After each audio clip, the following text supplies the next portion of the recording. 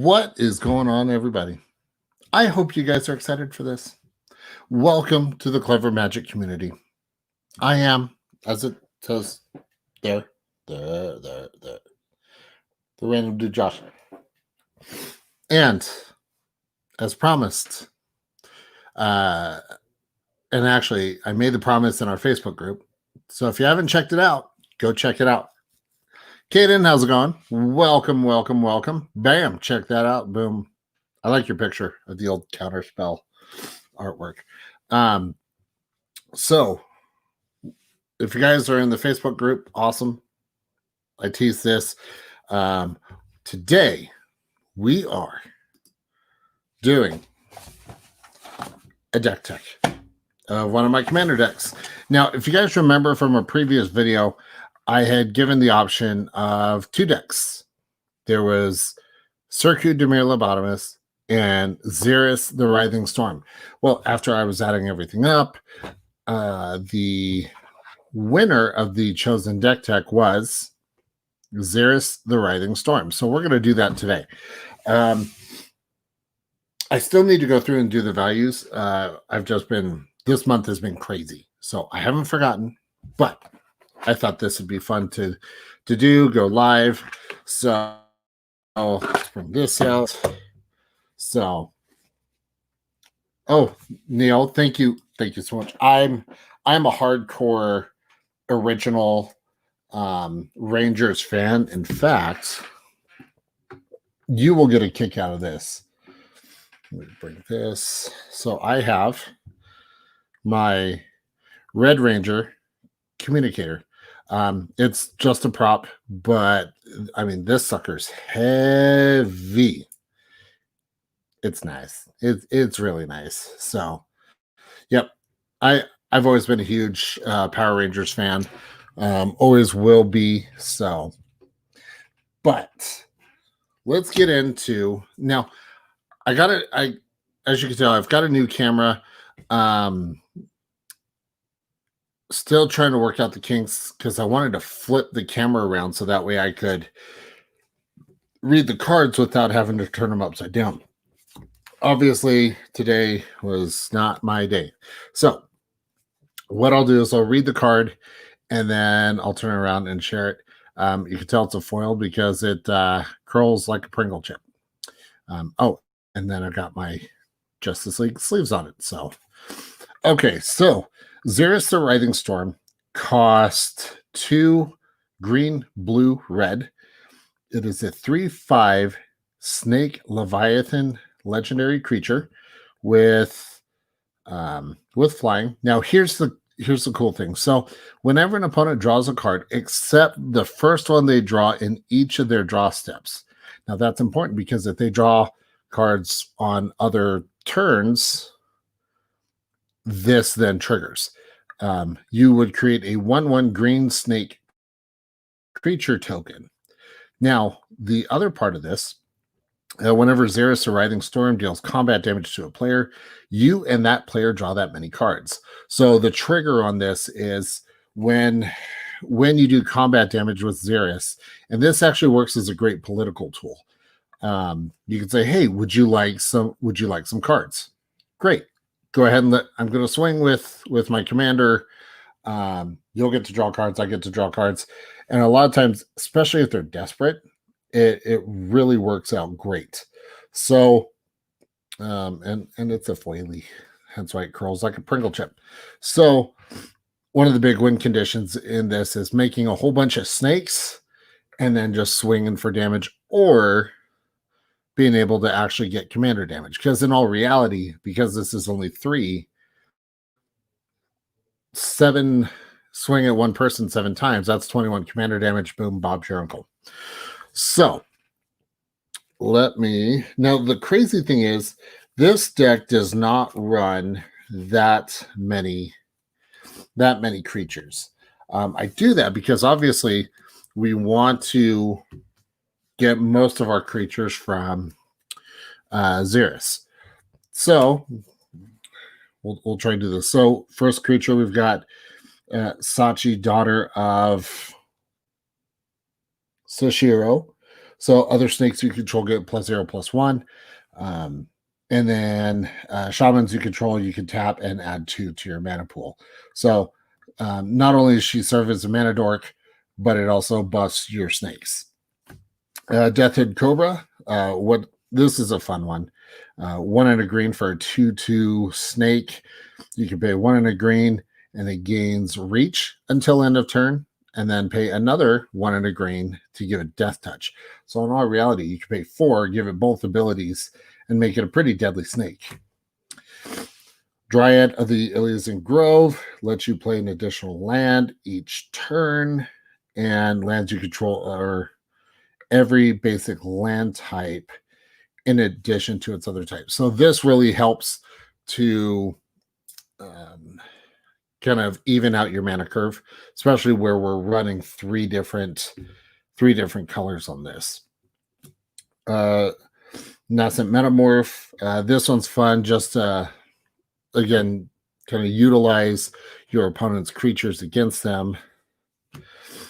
Kinnan Bonder Prodigy. So this is one of the mythics from Ikoria, which honestly such a fantastic set.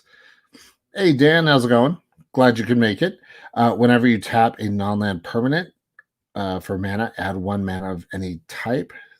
So you're able to double your mana, especially off of your mana rocks, your soul rings, your arcane signets, things like that.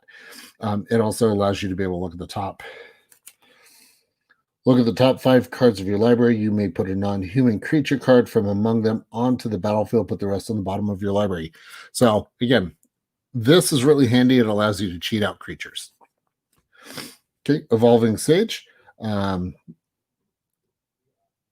able to proliferate. Let's see. Yep, whenever a land enters the battlefield under your control, proliferate. So once you get counters on your stuff, boom.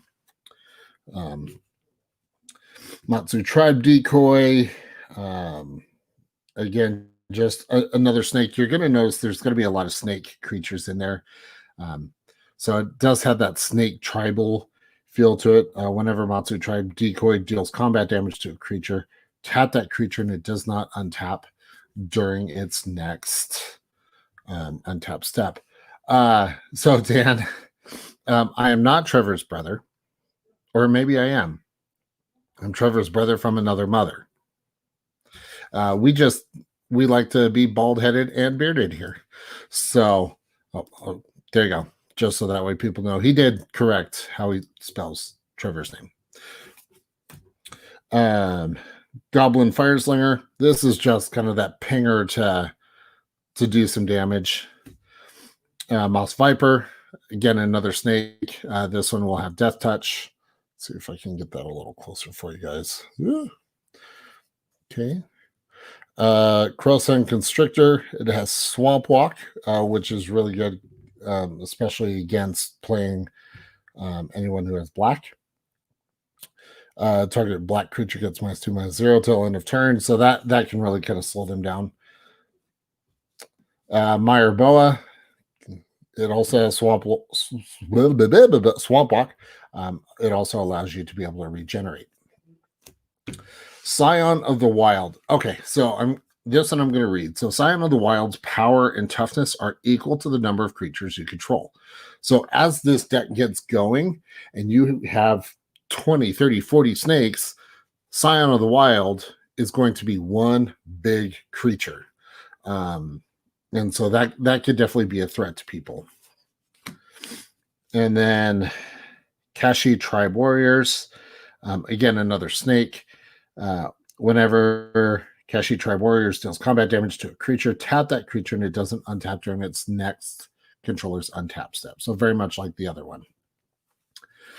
Okay, Leafkin Druid, just another mana dork.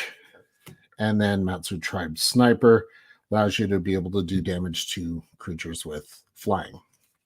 Okay, so if you notice, again, I'm not running a whole lot of creatures in this. I mean, I'm only running one.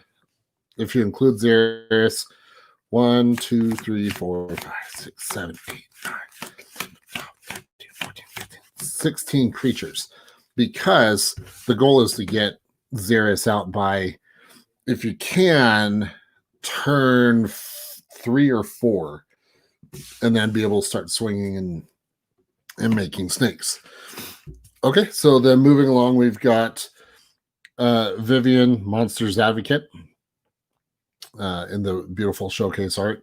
You may look at the top card of your library at any time, and you may cast creature spells from the top of your library. So that's really nice to be able to have that additional card available. Her +1 ability: create a 3/3 green beast creature token. Put your choice of vigilance, reach, or a trample counter on it. And then her -2: when you cast your next creature spell this turn, search your library for a creature card with lesser converted mana cost, put it on the battlefield, and shuffle. And then we have, we'll turn that around. And then we have Domri, Anarch of Bolas. So creatures you control get +1/+0. The +1, add a mountain or forest to your mana pool creatures. Creature spells you cast this turn can't be countered. So again, that's really helpful, especially if you can get this out, say turn 2, turn 3. And then you +1 him, and then that allows you to cast Xeris without worry of him getting countered. So not a whole lot for the Planeswalkers. And then we'll go through the sorceries here. All right, so actually, give me a moment here. Okay. So the first sorcery, active treason, allows you to take control of target creature, give it haste till end of turn. And then at the end of that turn, it goes under control. It goes back to its owner's control. A really fun combo with this: you play active treason, take control of your opponent's creature, whoever it may be, Kozilek, Emrakul, whoever. Take control of it, and then play Fling to sacrifice and do that much damage. Not only are you killing that creature, but able to smack someone in the face with it. Cultivate. Again, we're playing green, so there's going to be a lot of ramp. Okay, restock. This is definitely a fun one. 3 green for sorcery. Return 2 target cards from your graveyard to your hand. Remove, restock at the end of the game. So a lot of times you're able to really take advantage of either getting a couple important key pieces, key win conditions, if you will, back if they were destroyed. So Genesis Ultimatum. Look at the top 5 cards of your library, put any number of permanent cards among them onto the battlefield, and then all non-permanents go to your hand, and then you exile. Genesis Ultimatum. Explosive Vegetation. Again, more ramp. Okay. Time of Need. So 1 and a green. Search your library for a legendary creature card. Reveal it. Put it into your hand and shuffle your library. Rumbling Rockslide. Deals damage to target creature equal to the number of lands you control. Sorry, trying to read these cards upside down is tricky. Okay, Rampant Growth. Again, more ramp. Desert Twister. This is a fantastic save your bacon kind of card. Destroy any card in play. Very, very simple. Whether it's a land, any sort of permanent. So that's where this will be great for enchantment removal, planeswalker removal, artifacts, you name it. Okay, Nissa's Triumph. Again, more ramp. Bond of Flourishing, more ramp. And then Migration Path, more ramp. So green, as you know, very, very much a ramp ramp type of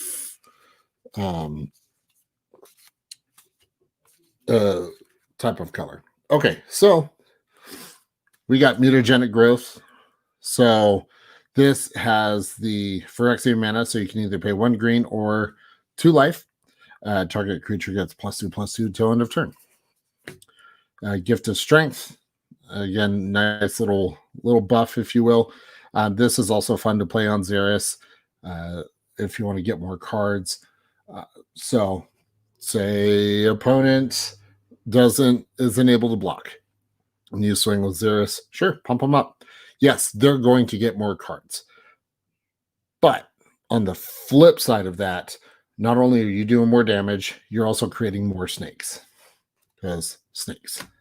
Okay, into the core, exile 2 target artifacts. This is really good, especially if against obviously artifact decks, or if you want to slow down, say they're mana rocks, slow them down by exiling those. Okay, fog always saves your bacon. Okay, vitalize, untap all creatures you control. This can be very handy, especially if you play it. Say you swing with everything. Target opponent, is out, and you still got a couple more. You can play this to untap and have enough blockers. Okay, artifact mutation, destroy target artifact. It can't be regenerated. Create X 1/1 green Saproling creature tokens, where X is that artifact's converted mana cost. Not to be confused with Clever Magic Community. See? Okay. Will destroy target artifact or enchantment. Return to nature, same thing. Because we're running not that many creatures, I needed to make sure that I had enough sort of responses for enchantments and anything like that. So I had to be mindful of that. Metal, target spell, which targets a single creature, targets another. So say someone plays a spell that pumps up their creature, or they play something to make it indestructible before board wipe.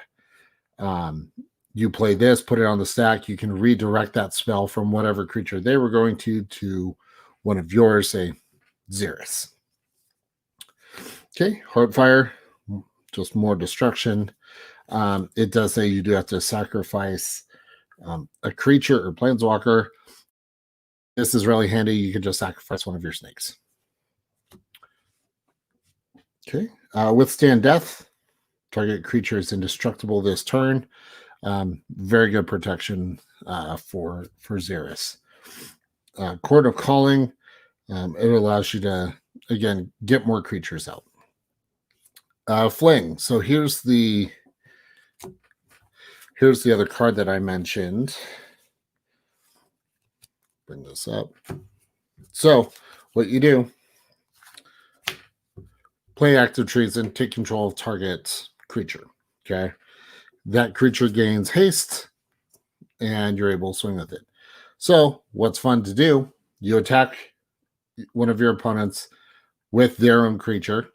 Kind of a snarky way to do it, but I don't care. And then before the end step, before you have to give the creature back, play Fling. As an additional cost to cast this spell, sacrifice a creature. So you're going to sacrifice that creature you stole from them.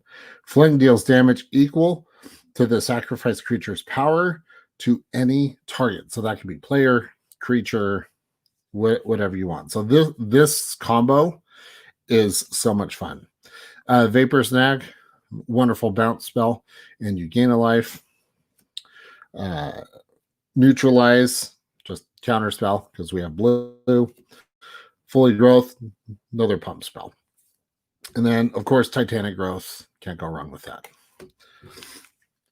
Durf Demand, how are you doing? Welcome to the stream. So, Pause. It's going great. Thanks so much for joining. If you guys haven't checked out Pause's video in conjunction with the 31 Days of Christmas, I definitely encourage you to do so. He did a fantastic job. So after this, head over to Pause Brown's channel. Check it out. Okay, there you go. Shameless plug. Let's see. We're gonna put these cards, and then what I'll do is I'll make sure I'm gonna put the deck list um, up on Tapped Out. So I'll make sure to put that link on there. Okay, so we've got Storm the Vault. So this is a legendary enchantment. Whenever one or more creatures you control deal combat damage to a player, create a treasure token. At the beginning of your end step, if you control 5 or more artifacts, transform Storm the Vault. So this is a really easy one because once you transform the card, it becomes Vault of Cataclysm. So you can add 1 mana of any color to your mana pool, or you can tap it to add blue to your mana pool for each artifact you control. So if you have a bunch of treasure tokens, and I'm actually running a decent number of artifacts, so that's going to allow you to just be able to get this up, just to get more mana. Okay, put this up here. Yeah, I have to go with Neil on that. Excuse me, not COVID.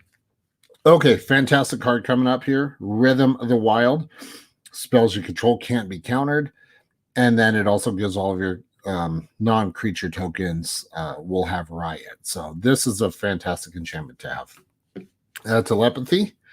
Your opponents have to play with their hands revealed. This is a lot of fun to play. It really kind of disrupts the flow of the game.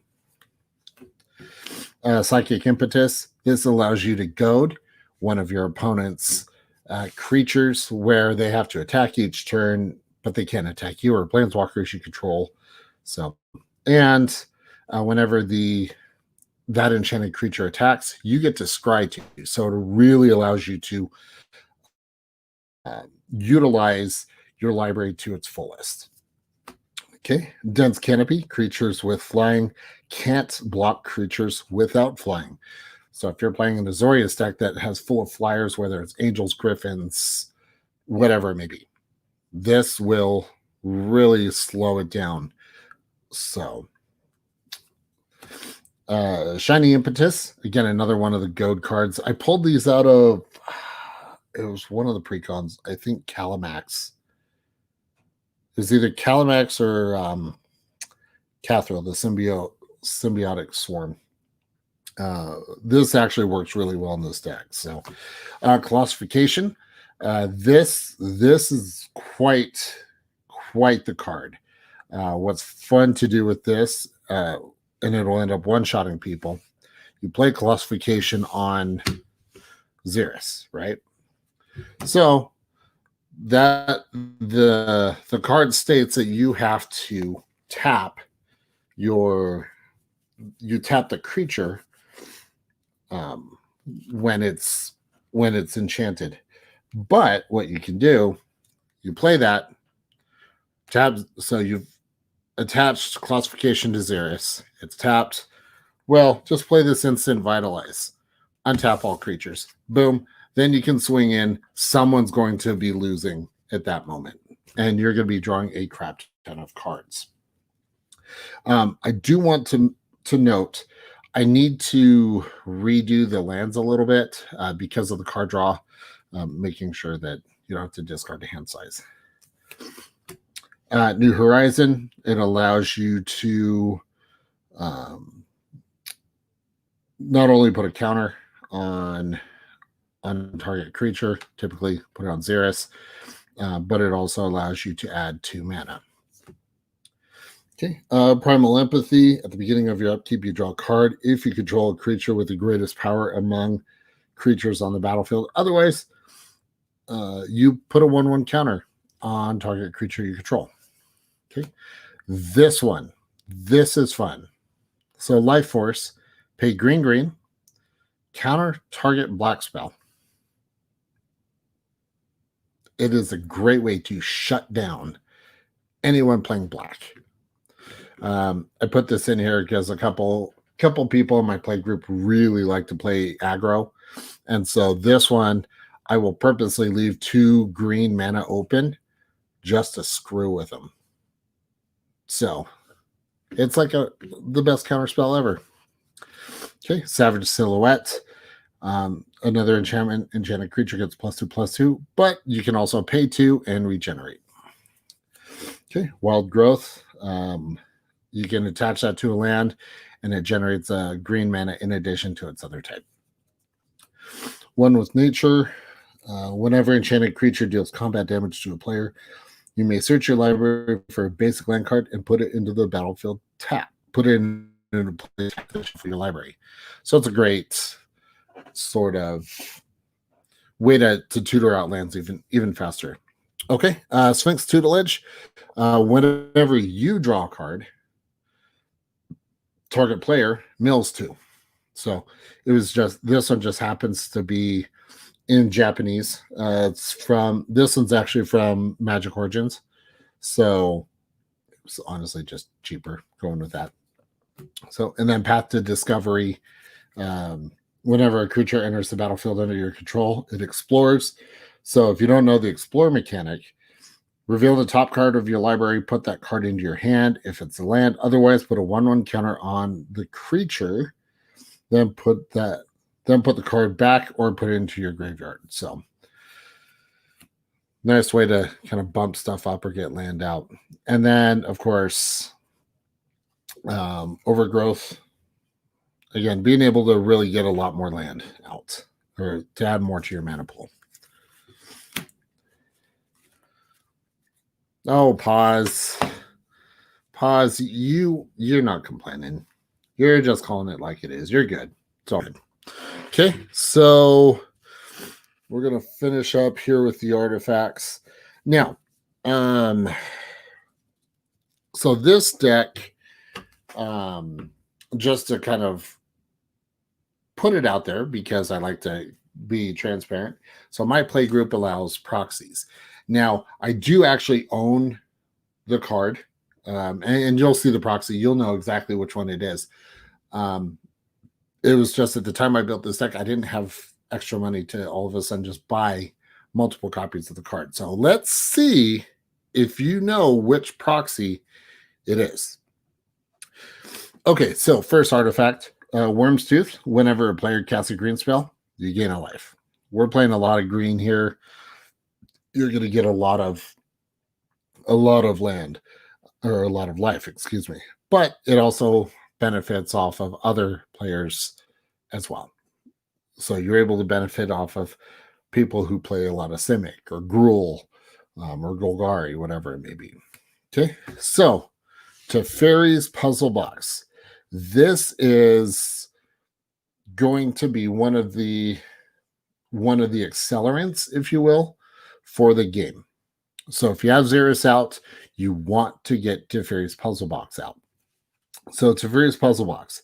At the beginning of each player's draw step, that player puts the cards in his or her hand on the bottom of the library in any order, then draws that many cards. But then it also states that player draws his or her card for the turn first. So the way that this plays, when Teferi's Puzzle Box is out and they go to their draw step, they draw their card for the turn. Now Xeris is out, right? They then take their entire hand, put it on the bottom of their library, and draw that many cards. Remember what Xeris does. After their first card that they draw, so their draw step, you create a 1/1 snake for every card that they draw. Teferi's Puzzle Box is going to generate you a crap ton of snakes, like a ton of snakes. So, and the nice thing is it also disrupts any plans that they may have because of the fact that they're going to be putting their entire hand on the bottom of their library. Now, keep in mind, this also impacts you as the player because it affects all of them. But this is a key artifact within the deck because of the fact that you're going to be making a ton of snakes. Okay, Mana Geode, wonderful mana rock. 3, be able to, when it comes into play, scry 1, then you can add 1 mana of any color. Heraldic Banner, you choose a color, and creatures you control get +1/+0. And then obviously you want to name your color as green because the snake creature tokens you're creating are going to be green. So you want to get that buff. Okay. Tome of the Guild Pact. Again, another mana rock, but it also, whenever you cast a multicolored spell, it allows you to draw a card. Okay. Is it Signet? Just to, again, kind of ease out the mana curve. Moss Diamond. I may actually take this one out because this one is from, now when I say take it out, this one's from Mirage, and where they just reprinted a lot of these from Commander Legends. I may put that one in and keep this one in my binder. Okay, Soul Ring. If you guys notice, definitely a proxy because I definitely don't have that one. Well, as far as this particular design, I own Soul Ring. I just, rather than having to switch, I was like, my play group allows proxies, so here we go. Okay, and then Commander Sphere, again, another wonderful mana rock. And then Bonner's Ornament, again, just to be able to flatten out the curve. Andrea, welcome. We're doing the deck tech on Xeris the Writhing Storm today. So, yeah, good times. Okay, and then to finish it up, we've got our land. So let me go through the non-basic. So Animal Sanctuary allows you to add a colorless, but you can put a 1/1 counter on a, imagine that, a snake. Evolving Wilds, wonderful fetch land. Unknown Shores allows you to add colorless, or you can pay 1, tap it to add a mana of any color.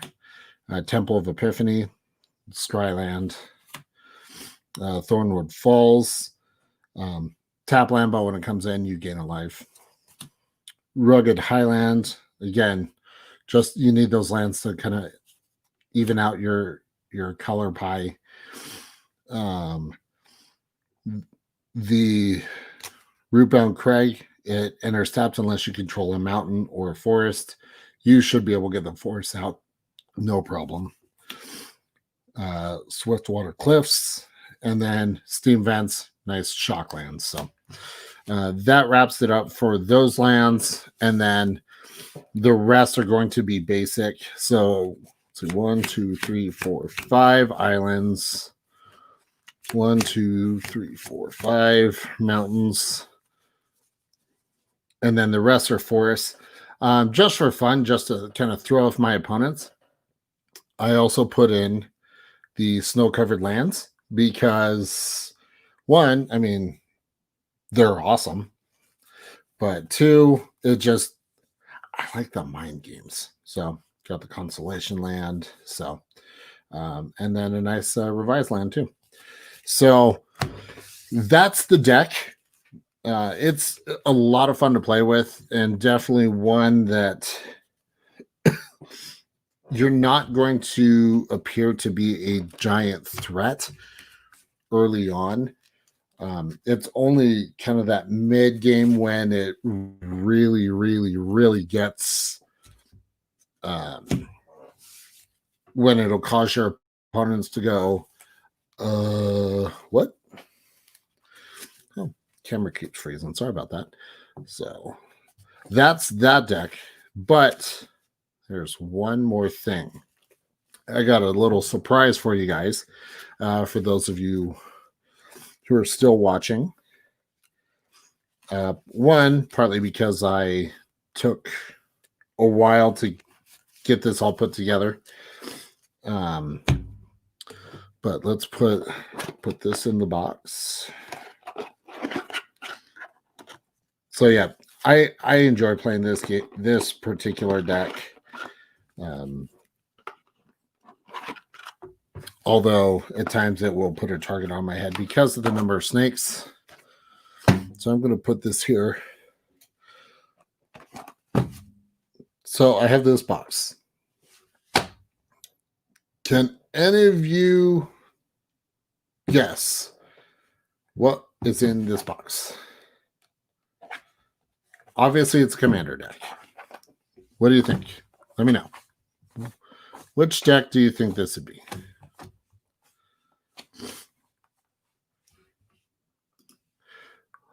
Yeah. Oh, Andrea, you're absolutely right. Definitely fun to build around. Definitely a lot of different sort of quirky things you could do.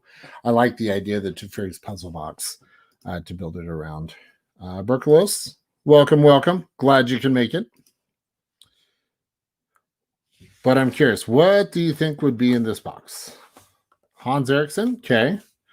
I wish I could say that it is Hans, because it's not. Let's see. So some sort of enchantress enchantment build. No. I do have an enchantment build with Sisay, Weatherlight Captain. It's my Super Shrines deck, but that is not this one. So this deck, I'm really excited to show you this one because as I was looking through comments, there was a few comments that said that with Xeris, it was pretty cut and dry how to build around Xeris for this. But the question, or for this particular one, any hints on the colors? It is running Dimir, so blue black.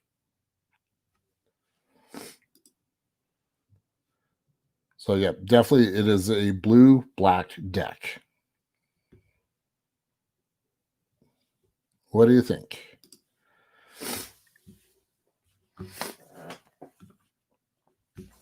Look at the card. Woo-hoo. I'm excited for this. Also, what do you guys think of this setup? While we're waiting for guesses, what I would like to do. Arami? No, nope, definitely not Arami. I am working on a few decks using Commander Legends. So what I was mentioning was I'm considering and wanting to do some games of Commander with you guys. And I would actually be using the website Spell Table because it's designed specifically for paper magic online. So if you guys are wanting to do that, if you play Commander, that's what we'd be doing, and I'd be able to honestly stream it on the channel. So okay, so this card, here we go. It is Circu Dimir Lobotomist. Yeah, that's right. It is the other card or the other deck that I had teased in the video. So look at that artwork. So this is actually one of the first legendary creatures that I got when I started playing. So of course I had to build a deck around it. So Circu Dimir Lobotomist. Cost 4, so 2 blue black. Whenever you play a blue spell, remove the top card of target library from the game. Whenever you play a black spell, remove the top card of target library from the game. So whether you play a blue spell or a black spell, you're going to be exiling cards from your opponent's library. Now, if you play a spell that is blue and black, so it has both in it, you're then going to be able to exile 2 cards. Now, the nice thing is, when you do that, Circu will trigger for each, and so it really allows you to be able to it really allows you to be able to target multiple people. So pause. I would say power level wise, honestly, this one I would put at more of a 5. So really kind of in the middle, and you'll see why. I I have, to be honest, I've yet to win with it, partly because as it gets going, it makes people mad. So, um, oh, the most important part of the card. Can't believe I forgot this. So the last part of Demir, or of Circu Demir Lobotomist, your opponents can't play non-land cards with the same name as a card removed from the game with Circu Demir Lobotomist. So, say your opponent, say you target an opponent and you exile Soul Ring. The rest of the table, with the exception of you, cannot play Soul Ring. This will really do a lot of damage. Exactly. Yep. Yeah, and Andrea, you're exactly right, because it says target library, not target player. So if that player has hexproof, it gets around it. So, but it can really wreck the table, especially if you have, at least what I've noticed, a lot of players now will play a lot of the same sort of staple cards. So if you can put a stop to that, your Soul Rings, Commander Sphere, Swiftfoot Boots, Lightning Greaves, any of those staple, say, artifact cards, cultivates, whatever it may be, or even any like cancel, counterspell, any of that, this will wreck the table. So definitely a lot of fun. Definitely plan on a lot of then kind of playing arch enemy, because that's what's going to happen. Now, with Circu, his power is from his abilities. It does not come from attacking. There is no need to attack with Circu Demir. Okay, so Sir Conrad the Grim. This, I feel, is probably one of the most underrated cards and one of the best cards out of Throne of Eldraine. Whenever a card is put into a graveyard from play, or a creature card, or excuse me, whenever another creature dies or a creature card is put into a graveyard from anywhere other than the battlefield, or a creature leaves your graveyard, Sir Conrad the Grim deals 1 damage to each opponent. You can then pay 1 and a black. Each player puts the top card of their library into their graveyard. So fantastic, absolutely fantastic card. Dave B, welcome to the Clever Magic. Oh wait, you're already part of it. Who am I kidding? Yeah, no, Sir Conrad is such a fantastic card. Okay, Thought Cutter Agent. So blue and a black. Again, if you have Circu out, when you play this, you're going to be exiling 2 cards from either 1 target library or 2. So if you notice, a lot of the spells in this, I really strive to have it be both blue and black, because I want to abuse that as much as humanly possible. Thought Cutter Agent has an ability to pay blue and a black, so Demir, tap, target player loses 1 life and reveals his or her hand. Okay. Zurin Spellcaster, so you can tap, deals 1 damage to target creature or player. So it's like another version of Prodigal Sorcerer or Tebe. Okay. Vampire of the Dire Moon, Death Touch, Lifelink, just honestly a wonderful blocker. Banehound, Lifelink and Haste. Okay. Bog Rats can't be blocked by walls. So, although I almost feel like not a lot of people play a whole lot of walls, at least in Commander. So, but still a fun creature. Okay, so Haunting Apparition. So 1 blue black for a 1+ star for the power, and then 2 toughness. Hunting apparitions. Hunting apparition has power equal to 1 plus the number of green creature cards in target opponent's graveyard. So if you're playing someone who is playing Simic, Gruul, Mono Green, Golgari, whatever it may be, Selesnya, you're going to want to target them with this one. Okay. Mind Leech Mass, such a fun card. So it's a 6/6 with trample. So this is going to be one of your late game type of cards because it costs 8. Whenever Mind Leech Mass deals combat damage to a player, you may look at that player's hand. If you do, you may play a non-land card in it without paying that card's mana cost. So, where this gets real nasty. So you have Surku out.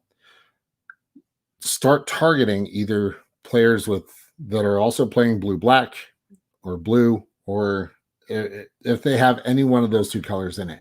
You want to target them, be able to look at their hands, utilize their stuff against you, thus triggering Surku, Dimir, Lobotomist, and if they have a card that, say, was exiled, or a card was exiled by somebody else from somebody else's library, they happen to have that in their hand, you could play it. They can't play it, but you can. Okay, Spire Monitor, just to have, a form of blocking for flying. Dementia Bat, same thing. You can sacrifice Dementia Bat, target player discards 2 cards. So works really well with Sir Conrad. Tide Hollow Strix, fantastic card. Has flying and death touch. Okay. Brine Giant, spell costs 1 less to cast for each enchantment you control. I am running a decent number, so that could be a little fun. Phyrexian Ingester has imprint. When it comes in, you exile a non-token creature, and then you get +X+Y, whatever that creature's power and toughness was. Okay, Black Knight, protection from white, just a fun classic card. Dimir Infiltrator, it also is unblockable and has Transmute. And if you notice, it's blue-black. So it costs 2 to play, but then you're able to activate Surku twice. Empress Galena. So if you guys, I don't know if you guys have ever seen this card. This would be the best way to describe her. She's the original agent of treachery. So 3 blue for a legendary, and she is a merfolk. I had to look that up on Gatherer to be able to understand which one she was. You could play blue or pay blue, tap, gain control of target legend or legendary permanent. So you want to steal your opponent's commanders? Boom. You want to steal any legendary artifacts, enchantments, lands? Boom. She's your girl. Uncle Istvan. This is such a cool card. So he costs 4. So 1 black. All damage done to Uncle Istvan by creatures, so combat damage, is reduced to 0. So if someone's swinging at you with a 2020, let me see here. Are your opponents allowed to cast cards with the same name as if Surku is blinked? No. So if those cards were exiled by Surku's ability, then it would be they're not able to.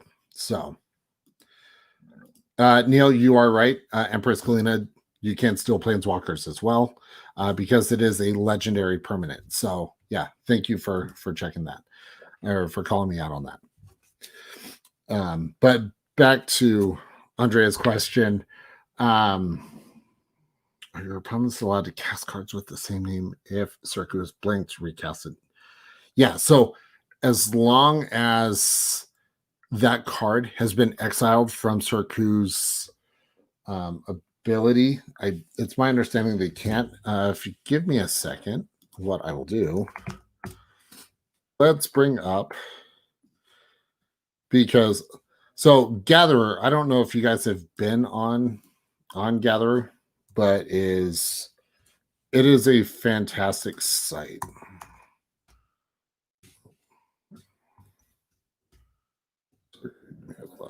Okay, let me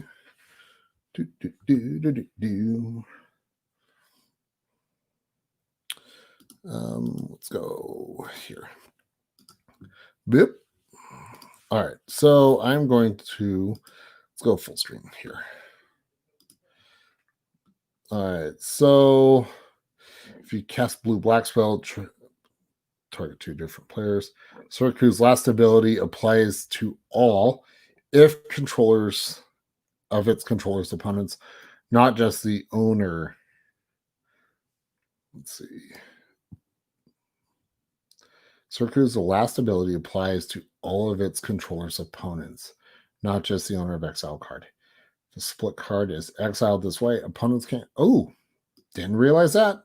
So that's kind of nasty for those split cards that it actually takes out 2 different options. Cool. I dig it. Which that really sucks for the people who are playing the modal double face cards. Especially, from like Zendikar Rising. So that can really wreck, and not only kind of, for lack of better words, mana screw them a little bit. So, but yeah, so if Sorku is killed or whatnot, no, they cannot be recast. It's a board state ability. So, but great question though. Great question. And to be honest, it was something I hadn't thought about. So, just because, So Uncle Isfan, great blocker, fantastic blocker. Atrada the Silencer, she's the one, she can't be blocked whenever she deals combat damage to a player. Exile target creature from or that player controls and put a hit counter on the card. That player loses the game if they own 3 or more cards exiled with a hit counter on them. You then shuffle her into your library. So again, an alternate win condition with her. But the main thing of the deck is a super exile, if you will. Stalking Assassin allows you to tap and destroy tap creatures. That second ability, pay 3 in a black, tap destroy target tap creature. That can really wreck a lot of commanders. So especially if they go into combat and say Stalking Assassin doesn't have summoning sickness, they go to tap the commander to declare attackers. And you can say, oh, by the way, in response, once your commander's tapped, pay 3 in the black, boom, your commander's dead. Rotting Rats, because you can never have enough rats. Okay. Wall of Shadows. So when a card refers itself its own text,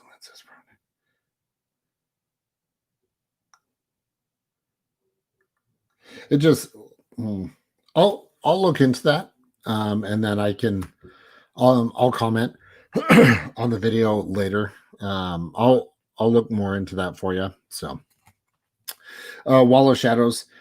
So much like Uncle Isfan, damage dealt to Wall of Shadows by creatures it blocks is reduced to 0. Cannot be the target of spells or effects that target only walls. Okay, and then Gravebane Zombie, when it's put into play, or if Gravebane Zombie is put into the graveyard from play, you can put it on the top of your library. So that's all the creatures. Let me bring up all the instants because I'm not running a whole lot of them.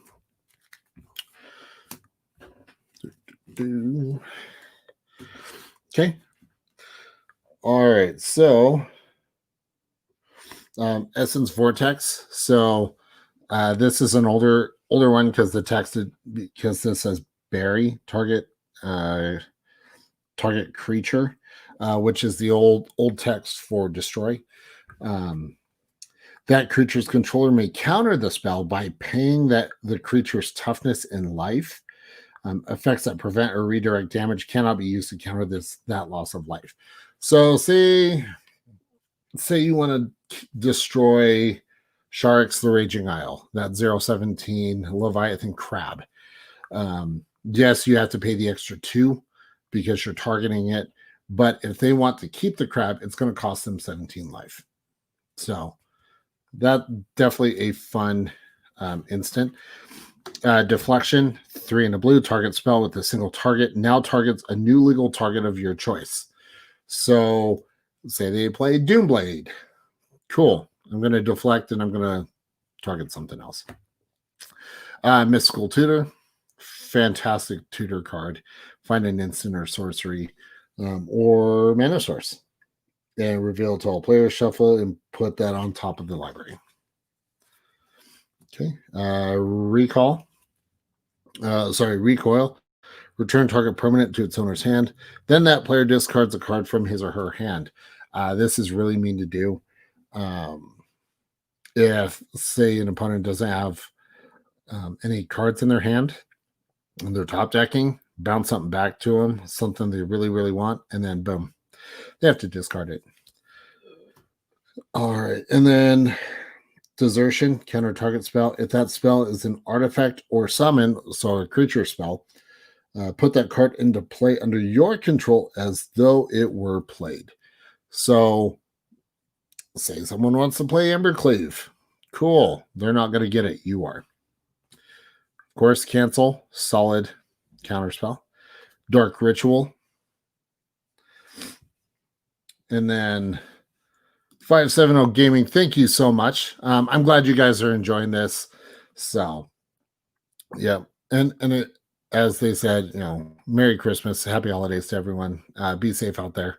It's still very, very crazy. So, and then let's see, Perplex, last instance. So, counter target spell unless its controller discards his or her hand. And again, if Sarku's out, then you can also target 2 different libraries.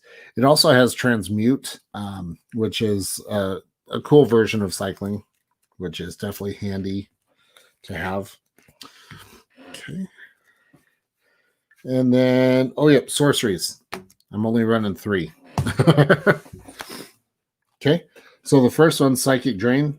Target player puts the top X cards of his or her library into his or her graveyard, and you gain X life.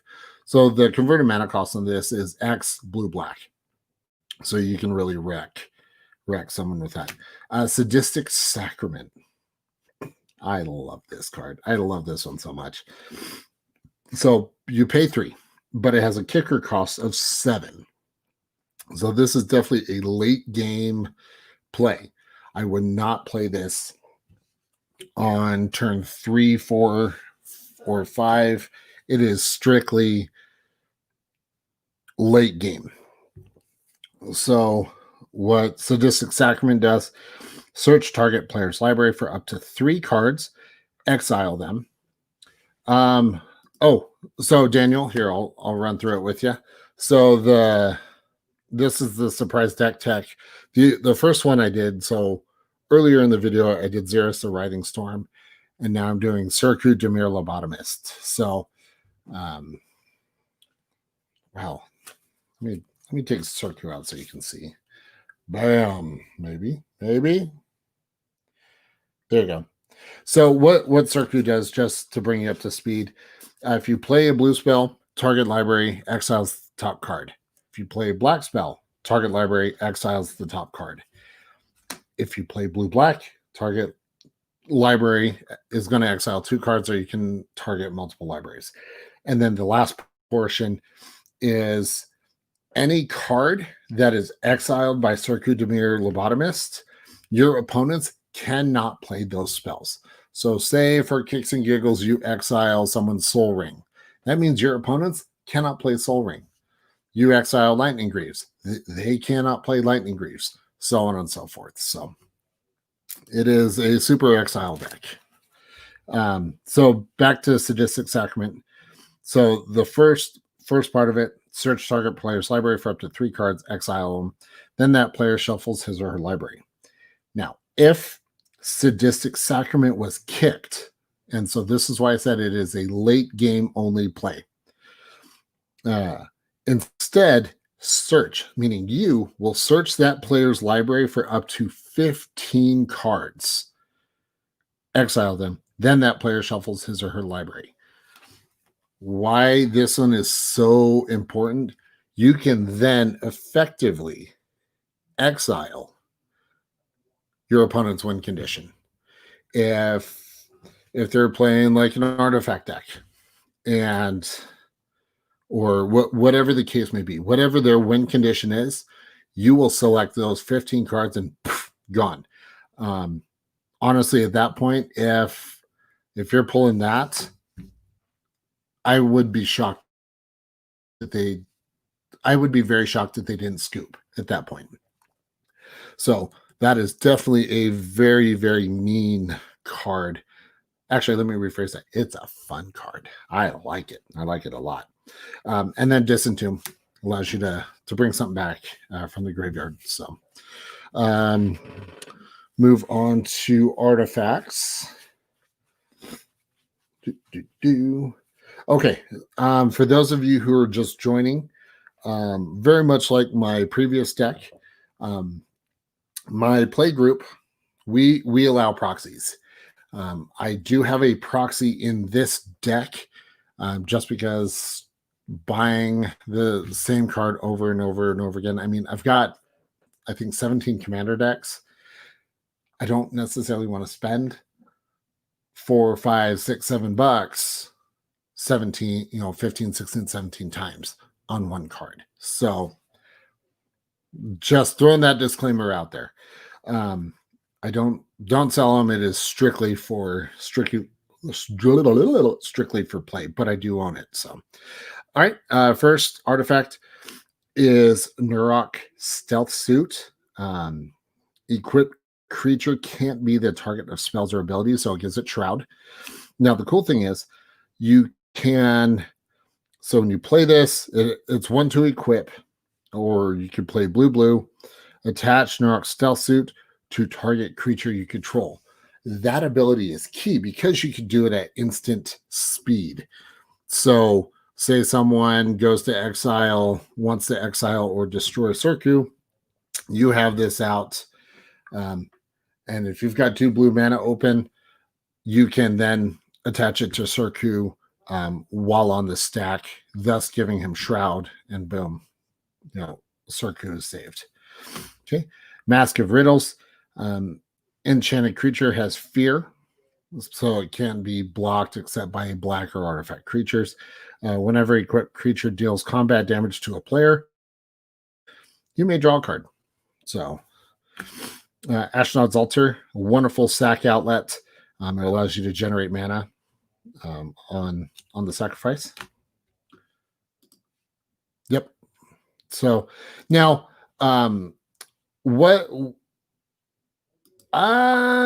so pause, yes and no. Honestly, it's more just abusing Surku's ability. It is a very passive aggressive. I'm not going to hit you with combat damage. I'm going to be, it's going to be non-combat damage. It's like a worse version of a mill deck. Feldon's Cane. You can tap and reshuffle your graveyard into your library, and then you do have to exile Feldon's Cane. So it allows you to make sure you're not milling yourself out. Viridian Longbow. Equipped creature has tap, deals 1 damage to target creature or player. Chromatic Star, just another mana rock, but also allows you to also draw a card. Millstone, obviously we want to be milling our opponents. Crystal Ball, great for scrying, especially where, say, you want to get that Sadistic Sacrament out late game. Prismatic Prism. Again, another mana rock. Reflecting Mirror. This is a fun one. You can pay X, tap target spell, which targets you, targets the player of your choice instead, so you're able to redirect. Instead, X is twice the casting cost of target spell. So if you have the mana out, you can do that. So pause. Great question. Why wouldn't I run Coat of Arms? The reason why Coat of Arms is geared more towards tribal. So, for example, Zareth, the Writhing Storm, Coat of Arms would be great in that. My rat tribal deck, where I'm running, I think I'm running like 25 copies of Relentless Rats in that deck. That would be where Coat of Arms would be a better choice. It wouldn't work so much for this. But great question though. And then of course we've got Soul Ring. This is a proxy that I made. So actually, and what's cool, it is a foil proxy. So I actually designed this one. And then the back actually says proxy. So I purposely do this. So in case anyone has any questions, obviously it says it's a proxy. And it even says there, down there, the P means proxy. Plus, Soul Ring was never a mythic in New Phyrexia. So, but I mean, Soul Ring's kind of a no-brainer. So, but yep, it's pretty. I like that one. So, all right, because Pause has Strionic Resonator would be when I built the deck. I don't have Strionic Resonator, so, and to be honest, I still don't have it. I could put it in. I mean, given the fact that I thought, let me look here. You know, maybe it got shuffled in. I was also running. Which one is it? I also had Alter the Brooder, Alter Dementia. I was running some other stuff that definitely caused a lot of hate. Dark Soul Ring, yeah. I also have a proxy of Soul Ring with the Phyrexian symbol on it. That one's cool. Okay, so we got the enchantments here. So Seer's Vision, all opponents play with their hands revealed. You can also sacrifice Seer's Vision, look at target player's hand and choose a card from it, and then they discard that. So that can be definitely used as a political tool as well. Puppet Master, another enchantment. If target creature is put into the graveyard, return it to its owner's hand. You can pay three blue, return Puppet Master to its owner's hand, use this ability only when the creature Puppet Master enchants returns to its owner's hand. So allows you to really kind of save your stuff. Telepathy, as you can tell, I like disrupting games. Pestilence. This one's fun. This will wreck people. You can pay a black, do 1 damage to each creature and to both players. If there are no creatures in play, at the end of the turn, then you sacrifice Pestilence. Nettlevine Blight. This is a very fun. Yes, fun. Maybe not so much fun for people that I played on, but it's fun for me. So, Nettlevine Blight. Enchant creature or land. Enchanted permanent has, at the beginning of your turn, or at the end of your turn, sacrifice this permanent and attach Nettlevine Blight to a creature or land you control. So, what you do, and what I like to do with this, I will attach this to my opponent's utility land. So at the beginning of their end step, they have to sacrifice that permanent and then attach this to another creature or land they control. So unless they have enchant removal, this will be like a virus through their board state. Revenge of Ravens, another very underrated card, I feel, from Throne of Eldraine. Whenever a creature attacks you or a planeswalker you control, Revenge of Ravens deals 1 damage to target player, and you gain a life. So if they swing with 5, so an opponent swings at you with 5 of their creatures, this will do 5 damage to them, and you gain 5 life. Okay. Ether Barrier. Whenever a player plays a creature spell, that player sacrifices a permanent unless he or she pays 1. So they're either going to be paying more or they have to sacrifice stuff. Okay. Psychic Venom. Whenever target land becomes tapped, Psychic Venom deals 2 damage to target land's controller. So yeah. Oh, I absolutely agree. Nettlevine Blight is it's fantastic. Such a great one. Cursed Land. It deals 1 damage to target land's controller during his or her upkeep. So unlike the other, like Psychic Venom, they don't have to tap the land. It's still going to do damage. Okay. No Rest for the Wicked. Sacrifice No Rest for the Wicked. Return to your hand all creature cards put into your graveyard from play this turn. This is really handy to have if someone plays a board wipe and all the creatures are gone. If this is still out, sack it. All of your creatures come back into play. So it also allows you to get away from commander attacks as well. So if you put Circu in the graveyard instead and then play and then sacrifice that, you don't have to pay the commander tax. Elspeth's Nightmare. So it's one of the saga enchantments. Again, it allows you to destroy target creature an opponent controls with power 2 or less. The second, target opponent reveals their hand. You choose a non-creature, non-land card from it, and they discard. And then the third, exile target opponent's graveyard. So that'll really shut down. This deck also does a lot of graveyard hate. So Psychic Surgery. Whenever an opponent shuffles his or her library, you may look at the top 2 cards of that library. You may exile one of those cards. Then put the rest on top of the library in any order. So not only does it allow you to be able to get an idea of what's going on and all of that, but on the flip side of that, it also allows you to exile stuff as well. Carry Away. When Carry Away comes into play, unattach enchanted equipment. You control enchanted equipment. So if you want to take someone's Lightning Greaves, cool.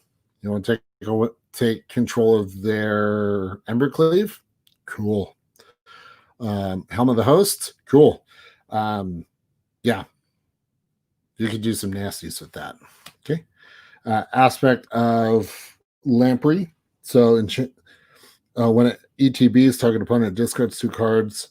Enchanted creature has lifelink. Omen of the Dead does damage, and then you can attack it, discard 2. And then Leyline of Anticipation. Funny enough, I actually got this one from Trevor. If it is in your opening hand, you may begin the game with it on the battlefield. You may cast spells as though they had flash. So yeah, you can definitely have some fun. Of course, you would be running Heliod's Intervention. I'm not surprised by that pause. I'm really not. Okay, and then just moving on to the land. Okay, so I'm running. So this one, I'm actually running more basics than anything else. So let's see, 1, 2, 3, 4, 5, 6, 7. So I think if I remember right, just off the top of my head, I'm running like 30 plus lands. I've definitely got a lot of the older lands in here, like from Mirage, Revised. Something about the older lands I love. So yeah. So obviously swamps, islands, again, snow-covered islands, just kind of playing off of the, kind of screw with my opponent's heads. There's honestly no other reason to have why I have them in here other than the fact that they look cool. Mystic Mirage, when it ETBs, when it enters tapped unless you control 3 or more islands. If it enters untapped, you may put target instant or sorcery card from your graveyard on top of your library. Dismal Backwater, just another tap land. Evolving Wilds for fetch. Witch's Cottage, very much like Mystic Sanctuary. When it enters untapped, you may put target creature card from your graveyard on top of your library. And then last but not least, Bojuka Bog. It enters the battlefield tapped, and when it does, exile all cards from target player's library. So, like I said, this is a super exile deck. A lot of fun, very passive aggressive in that respect. So, yeah, it is so much fun. So much fun. So I hope you guys enjoyed this. Like I had mentioned earlier, I do plan on actually playing some Commander. So if that's something that you guys want to do, what I am going to be doing is probably creating a way to share that on the Facebook group. So if you guys haven't joined the Facebook group, definitely do that. It's a great way to also interact with Trevor, Dave, and myself. So make sure to check that out. And then, yeah, it'll be fun. And then hopefully you guys have been enjoying the league. I know we're getting ready. I think week 4 just dropped. Next week will be week 5, and then we're almost at the end. Week 6. Can't believe it's gone by that fast.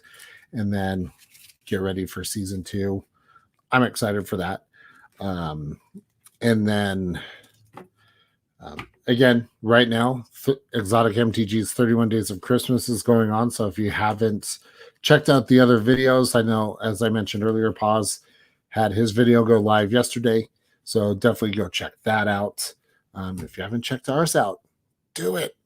Definitely check it out. So again, thank you so much for joining. That was the other thing with the Facebook group. What I want to do is I'm going to be putting polls up on future deck techs. So if you guys want to join in and really kind of decide, which ones you'd like to see next, that's where I'm going to be doing it. So that was the reason why I also brought up the Facebook group. So definitely check that out. And then the last thing, would you guys be interested? Obviously, not only Commander deck techs, but modern, the 60 card decks. So I got a lot of those too. And honestly, I love building decks. It's what makes Magic fun for me. So if that's something you guys would enjoy, let me know. So, but that's going to be it for this video. Again, thank you so much for hanging out with me. I definitely appreciate it. Wow, my other camera. You know what I'm going to do? We're going to do this.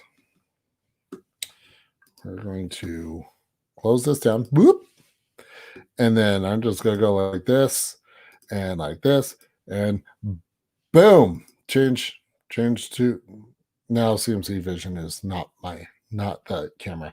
But again, thanks so much, guys, for hanging out with me. I had a blast. I hope you guys did as well. Make sure to subscribe. If you haven't clicked the bell notification, do that so you don't miss any new videos. Also, the 700 subscriber giveaway. Share the channel on your social media. Encourage your friends. If they love Magic as much as we all do, have them subscribe. And then make sure to head over to that video that Trevor shared or put together. Yeah. and comment on that, because that's going to be the one that we pull from to select, winners for that. So, and then, yeah, just make sure to pay it forward. And Andrea, absolutely, Merry Christmas to everyone.